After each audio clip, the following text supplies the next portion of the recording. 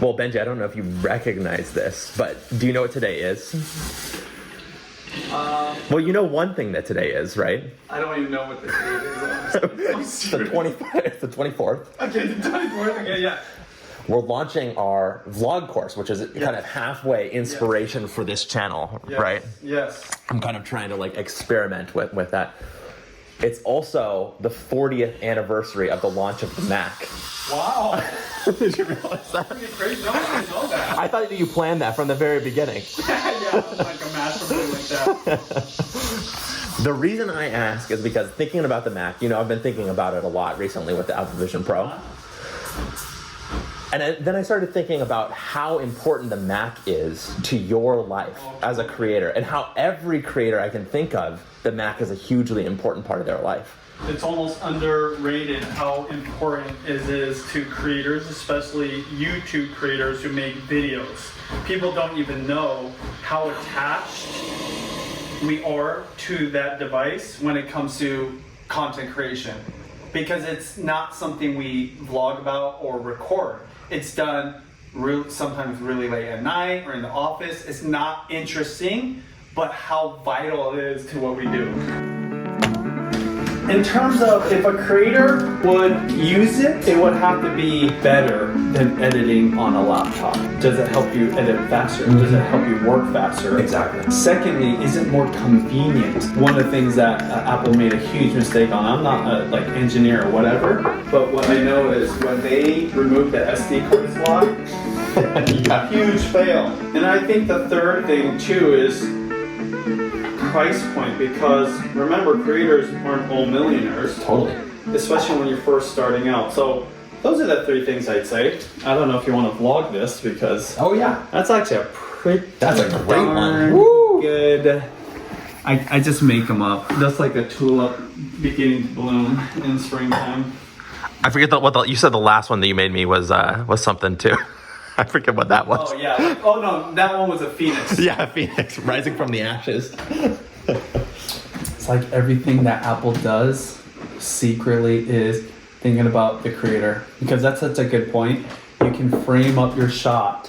I do it when I work out, because when I work out, I'm by myself, and then two, I don't want to get this huge tripod, so sometimes in a weird spot. And the fact that I can do it on my watch, which I'm wearing because I'm working out, it is kind of a game changer. And so that's why when I think, I don't know if this is getting ahead of myself, but when I think about the Apple Vision Pro and what it could do for content creation, it is mind-blowing.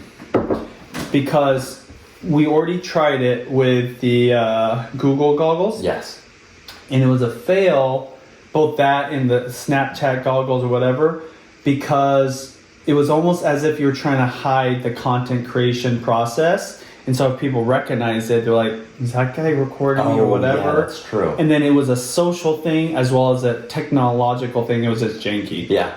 But with these, it's just very obvious. Yeah. It's like, hey, I've got these things on that I can turn my world into this virtual reality. They literally have an indicator for when you're recording. Exactly. And so it's like, hey, I'm also recording. It's still socially awkward, but what I think is going to happen, because it's Apple's part of the culture in a way where it's looked up to, not looked down on. Exactly. It's not experimental. It's like, this is the future. So people will be more curious than they will be cautious, the people outside of the creator. Yeah. So imagine the creator will have a lot more freedom to create. Yes.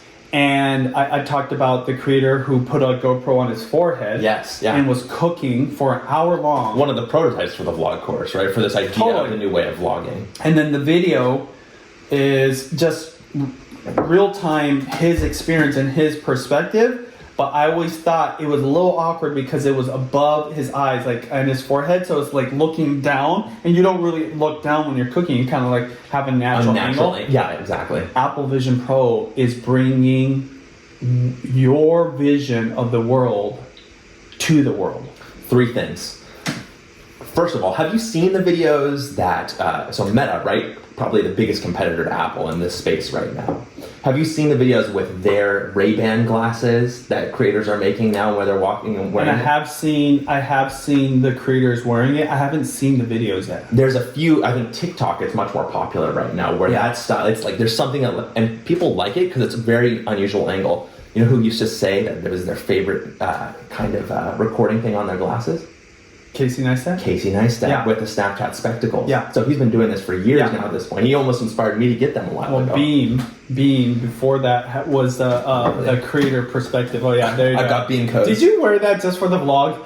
I was wearing it because it was a... That's so funny. It's so funny that I come up so many times a day. But second thing, when the Apple Watch launched, you know one of the big things that they decided that they had to push for?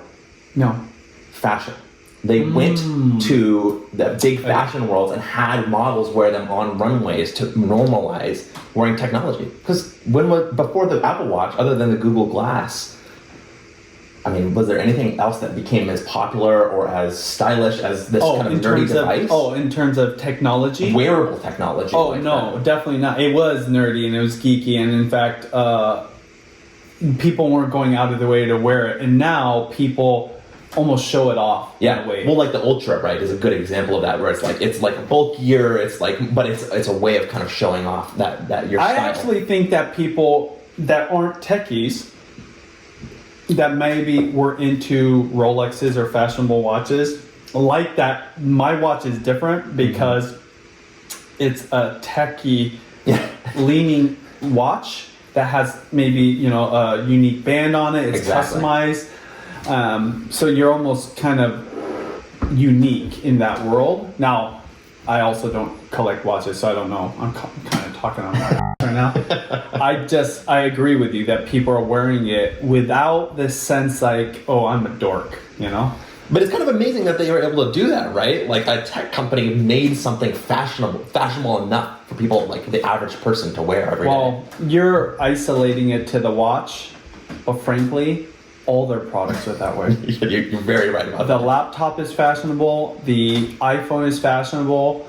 The iPad, I think to a certain degree, the iPad is not getting this appreciation that I believe it deserves, because if you think about the fact that it can turn into a laptop, so you both get the tablet. Now, this ain't new. Microsoft has their tablet. Other companies do too. But who does the tablet like iPad does? Basically nobody. And so as a creator, I want to know what's funny about the creator world. When you meet a creator that's using a PC, you almost chuckle and laugh. Seriously. And that's why, I'm friends with Sean forever. That's true. That is fashion, isn't it? He was using a PC and he was using Adobe Premiere to edit, which is very common. I think you can do Adobe Premiere on this. Oh, totally. Okay, but he just loved PCs. And guess what? I also grew up in PCs because we're old fogies in the creator world. But I would poke fun at him because I had my laptop that never crashed. His would crash. We would give these talks to each other. And finally, he gave in. And I remember that moment. He says, I don't even know why I even tried with all the other devices. And that's all you need. You just need one moment like that to change somebody forever, I feel like. One, people aspire or just love having Apple products for many different reasons. One of them being they are cool. But the only reason people that are creators don't get into Apple, it's almost as if they feel an attachment to it. There's a nostalgia. I can kind of relate to that because I still use a PC secretly in my office. But Apple dominates when it comes to creator devices. All around now. This is perfect. It brings us all the way back to the third point that I was going to make, which is that you mentioned it's almost like Apple is trying to make things for creators. You were talking about literally just this display on my watch, but you talked about how it's fashionable, how it doesn't crash, it's reliable, things like that. You know what this goes back to? Speaking of 40 years of Macintosh, literally the original Macintosh, right? I talked about this the other day in my vlog. It didn't sell at the beginning, but when it did start to sell is when they found their market. And you know what the market was? Desktop publishing. It was the first time that anyone was able to publish on their own computer, on their own, without going to this gigantic shop. And of course, at the time, that meant printing something out and publishing it out in the world, because that was, you know, the 80s, the 90s. So for writers. Well, for writers, for people who were doing magazines or posters or brochures or whatever. Ultimately for creators. But ultimately, they were the original creators. The original creators. Because, and now it's just full circle. You just, instead of publishing it to paper, you just publish it onto the device itself. Because everybody has their own thing. 40 years of Mac. I gotta play you this clip. Okay. This is from... Is it audio? It's audio. Cool. This is, oh man. You know Walt Mossberg? Have you heard the name? Yeah. You know, he's retired now, but when there's something exciting, he comes back out of the woodworks and talks, especially to The Verge. He's talking about the Apple Vision Pro here and comparing it to the original Mac. It's funny, I don't know why I'm excited. Yeah! Well, he's a huge name. He's a huge voice. Okay, let me play it for you. Let me make sure my volume's up. I always enjoy going back and looking at you look at early versions of like so this is Microsoft David Word Pierce and Excel. He's and from some The of these Verge. things that have really endured over time. And in a surprising number of cases, it's amazing how little changes. And I think part of that is like there's one way to look at that is like maybe a failure of imagination to keep trying and you get a thing that works and then it's hard to fight success. But also a lot of these things just got a lot of things right the first time. And I think the Mac was one of those things. The basic sort of tenets of the GUI just were there. And I think they were right. And everyone has tried. We've seen some people try and sort of reinvent that wheel over and over time. And for the most part, nothing has been better than that. Well, I think that's right. And just not to sound like an Apple fanboy, but I mean, I think the iPhone was the same way. It obviously didn't have the same interface as the Mac, but the iPhone touch interface and the scrolling and the different things they had are all on Android, and they borrowed back some things from Android, but largely what Apple set down for the iPhone is the way all phones work, and what Apple set down for the Mac is the way all computers, PCs work.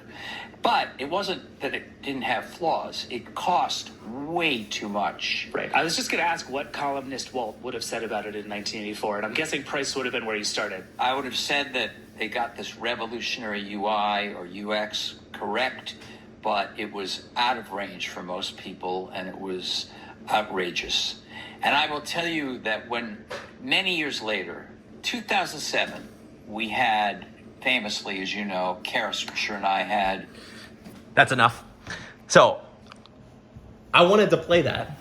Oh, I already have comments. I know you do. I saw you smirking over there. Right? Yeah. Because I know. Well, let's just have you talk then. I want to know. Okay, well, so we're talking about the Apple Vision Pro. If you don't know, the reason we even started this vlog, this is Austin's vlog, but I'm a part of it because I'm also interested in the Apple Vision Pro. That was the inspiration. The number one critique people have is the price. Exactly. That's exactly where I was going. And for me, I also think it's expensive, but the argument for it in terms of a practicality standpoint, especially for the people that can afford it, is mind-blowing and not even a discussion. Yeah. And this was proven by 80,000 units supposedly being sold out. Exactly. And now there's estimates that we're talking in the hundreds of thousands this year for a product that is over $3,000. Like in some cases, $4,000. We got one, right?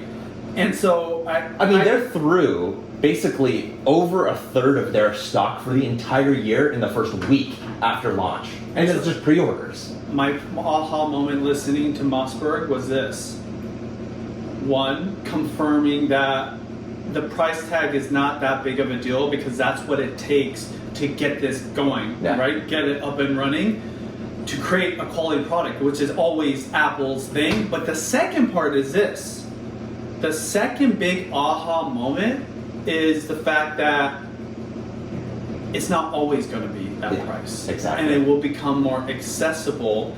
And, if you just think about today with inflation and everything, it's not that crazy. I spent, the first iPhone, was it like $700, $800? I think so, and on contract it was less, but it was always Just to give you context, I'm not a tech guy. Yeah. I really am a consumer and now a creator. So I create things and I use technology, but I don't geek out on this stuff. Yeah. That it kind of sounds like it right now to the average person, but not like you or other tech creators. Yeah. But I knew enough that my free Nokia 3390 in 2007 that I had for 5 years or whatever, that was free. Yeah. And it went to $700. Yeah. So let's just talk about the price jump there. And that was a time where I couldn't necessarily afford that phone, but I looked at it and I thought, this is revolutionary without even using that word. I just thought, it makes complete sense. Yeah. Never thinking It's a no-brainer. it would change the world because of the apps. It would change the world because of how we interact with each other. Really, right? Everything. And then eventually how it would change my world again as a creator, because now, so I have this camera on this tripod, but oftentimes I just have my phone on this tripod. Exactly. I'm just using my phone, and I don't need anything. In fact, I don't need SD cards, and I got all these accessories. It's just game changer. So going back to Apple Vision Pro, everyone's looking at it for what it is right now. I'm thinking about what it will be in 10 years from now. All right, let's bring it full circle here, because you basically, I listened to the rest of the podcast actually on the way here. That's exactly where they land. It's not about this product I'm a right genius. now. It's about the 5-year runway, about what it will be in 5 years. Because Apple's committed that long. Yeah. We know they're going to make at least a few of these. You might things. want to turn it because I'm going to be over here for a little bit. Well, that's all to say, Okay. Perks of coming over to Benji's. Yes. How long have you been telling me about this stuff? Yeah. Pretty good. Mmm. Is it hot? It's not super hot. I mean, it's hot. It's warm. It's not my best pizza. I didn't use actual pizza flour. I used just regular all-purpose flour, but still pretty good. It's really good.